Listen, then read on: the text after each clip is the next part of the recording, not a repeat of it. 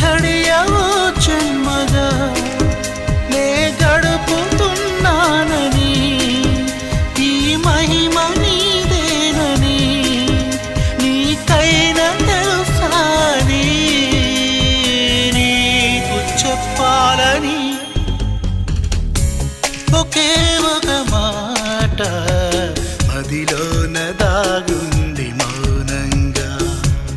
ఒకే ఒక మాట పెదవో పలేనంత తీయంగా నా పేరు